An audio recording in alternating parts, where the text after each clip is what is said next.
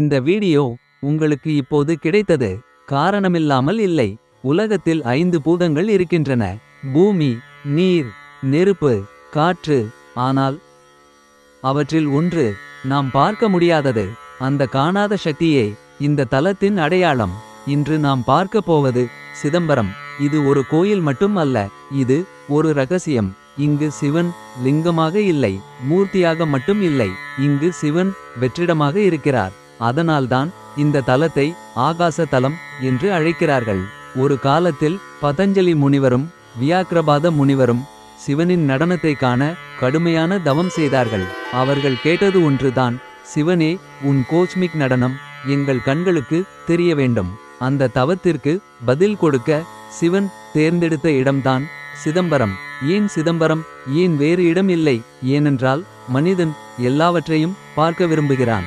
ஆனால் உண்மையான சக்தி காணாததில்தான் இருக்கிறது. அதை காட்டவே சிவன் இந்த தலத்தை தேர்ந்தெடுத்தார்.